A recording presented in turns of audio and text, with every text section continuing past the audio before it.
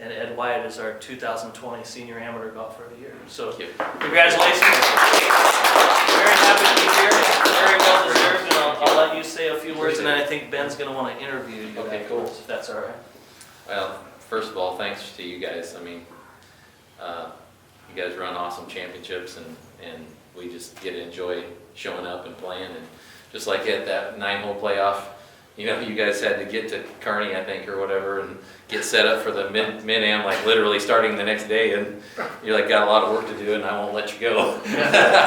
So, but no, you guys did an awesome job, especially this year, of trying to figure out a way to make it happen. And to my knowledge, everything went pretty well. I don't think there was a lot of problems, but so appreciative of you guys, and you do a great job, and appreciative to all my friends and family for coming out and supporting me. And you know, I'm appreciative that actually that's the cool thing about golf, like you can still do this and have a reason to compete. Like, I'm 54 years old, I mean, what can I do that in? Right. You know, and then I was thinking about that, like, you know, John, obviously, I mean, I'm not sure exactly what he is, but he's been around a long time, and to do what he can still do is unbelievable. And so you just think about that, like what an opportunity for all of us to be able to still compete. Or, you know, Jim White comes to mind too on the pro side, like 70 years old, and he's, you know, that's just a number. He's still competitive with everybody, you know, so it's a cool thing about golf, that you still can kind of put those carrots out there and work towards them. And so,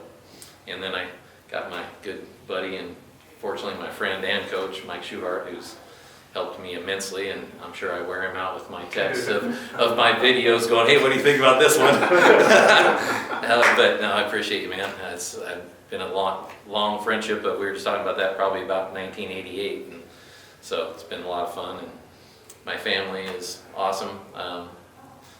They tolerate me quite greatly, because I do work hard at this game to try to do this stuff, and as we all know, that takes time. And you know what? They've been kind enough to allow me to do that, and probably more than I should. So I love you guys, and thank you very much for letting me kind of pursue this kind of stuff. So, but no, I'm just thankful. I mean, man, it's great. It's fun. Been really, to your point about playing, like, you know, I quit playing full time when I tried to go play for a living, and it was like funny, because I didn't play for about 3 years, because to me, there was no reason to play. I wasn't getting ready for anything. And my brain kind of works like that. I have to have something to work towards, or I just don't have the drive to do it, you know. And I didn't play in any of this for a long time because of work, and you know, a lot of these things are during the week and things like that. I'm just like, I don't want to take off to go do that. But I finally was like, okay, if I'm ever going to do this, I better do it soon. So I think last year is really the first time I kind of signed up for some of this stuff. So I've certainly enjoyed it. So that's great. Thank you. I did want to add one thing. I forgot to mention it. So we've got a picture that hangs in our office from Nebraska Cup matches. It's where our top amateurs play the top professionals, like Mike and his crew. And it's from 1998, and it was at Sandhills. Now, Yep. you were on that team. You were on the professional side. Yep. And so, lo and behold, Ed plays on the amateur side this year, on the senior side. And, Yeah. you know, I was looking back through that the other day, and you know, you can accumulate up to 9 points. So there's 4-ball matches where you play with a partner, and you can get, I think, 6 in that format, and then you can get 3 in the individual format. And Ed walked away with 8 out of the 9 points. The lone bright part of our year this year in the cup matches, but notable. So congratulations. Yeah, thanks. No, that's, you know, what's cool is that literally might be one of the best days of golf I've ever had. Like, it was unbelievable how well I was playing it. It was pretty fun. Yeah, so that's awesome. Yeah. Thank you, everybody. Yeah, thank you.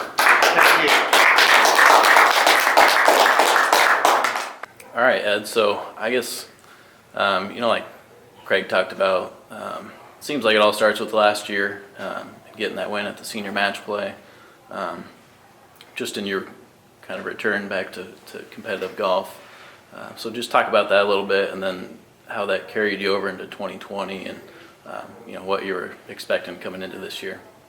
Yeah, that's a good question. You know, I think obviously it helped my confidence probably some. You get competitive again and have some success, and you know, I played pretty well that week, and so yeah, I think if anything, it just kind of inspires you to continue to do it because you like the feeling of it, you know. So I do try to work at it hard to try to be ready for that stuff. So, but that helps you want to work harder because it's fun when you do that. So talk about that a little bit. Working hard, leading up to June when we were supposed to have our senior amateur, and when that got postponed, where was your game at, and how did that change your plans for the summer?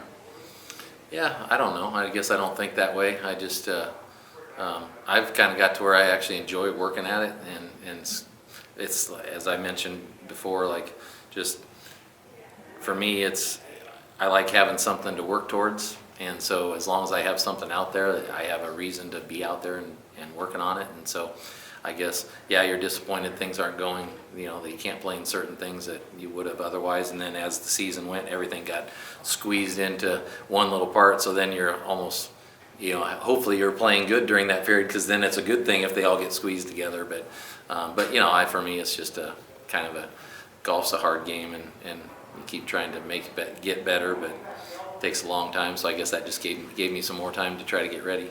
Mm-hmm. You won your senior match play at Hillcrest Country Club, and then got to play in the match play this year there. A special place for you. Yeah. What was that like, competing there again? Yeah, it's fun. I mean, you I know I'm when you go down in that other group, that's a whole different ball game, but being at Hillcrest and then it was in town, I just didn't want to pass it up, and yeah, I wouldn't say I played to where I hoped I would play, and certainly I had hit the wrong ball, and I think I made double or triple on that hole, and basically that was enough to knock me out by itself. But it's golf. I remember that I was actually not playing that well, and then it's like, for some reason, I think sometimes if I get behind a little bit, that sort of gets me going a little bit, and I kind of was making a run right at the end to try to make it, and just didn't quite make it. So fast forward to the senior am at Norfolk Country Club. Were you familiar with that place? I'm sure. Norfolk? Yeah. So it's a funny story there. Actually, I'd hardly ever played there. And the only time I ever remember playing there was back when the hospital always had a benefit, and when I was actually playing full time, I was back in town, and they knew that, so they asked if I'd play in their hospital pro-am. And I might have played a practice round before that, but then I ended up winning that pro-am there. And I just remember it because Barry Collier, it was his first season of basketball, and because he was the speaker, that's why I remember that. But I ended up winning that. So I'm pretty sure, like, the only two events I've ever played there, just happened to win them both. So maybe I should move there. A pretty similar golf course to Hillcrest Country Club. That probably helped. I guess, first of all, in regulation there, you kind of had to fight to get back into it. There was a lot of good players in that. How did you manage that down the stretch there? Yeah, I was just driving the ball awful, and it was pretty firm out there, so it was hard to keep it in the fairway anyway if you're hitting it good, because the ball rolled out so far. But I was just really driving it poorly, but I just kept fighting the whole time, trying to give myself a chance. And then I just, I remember there was a few holes where I just happened to really hit great shots, and actually even some of them were punch shots. I gave myself birdie chances and stuff like that. So yeah, it was just it was a grind for sure. And that's frustrating. I'm pretty hard on myself when it comes to that stuff, so my expectations are pretty high. So when they're not there, it gets frustrating. But I'm pretty good at fighting through it. So. Mm-hmm. Now let's talk about that playoff. I mean, we've talked about it before, but what's the one thing you remember from that playoff? Oh man, first of all, Eric Murphy, because him and I seem to have a history already in this short time, because I actually had to beat him in the semifinals of the match play when I won the match play. And so we had a good match there, and then yeah, we're back at it right there, and so great guy, and you could definitely tell it was two old guys getting tired as it was going and getting a little loose, right? But it was really crazy, because just to the point you made earlier, I'm pretty sure nobody made a bogey until like the last hole. He bogeyed the last hole. So, but there was a lot of, he made that one putt that was, I could tell 4 feet out, I'm like, it's right in the middle. I knew it was right in the middle, and I've got whatever it was, 15-footer plus whatever it was, and that's in the video. That's kind of funny the way that all worked out with the camera. But I was kind of standing there because I thought it was hanging right on the left lip and wasn't going to go in, and then it just fell in. So that was kind of cool. But that's the kind of stuff it took to actually stay in it on both our sides, because we both made great putts to stay in it. Mhm. Yeah. Then you make the semifinals in the senior match play to close out the year. I guess just looking back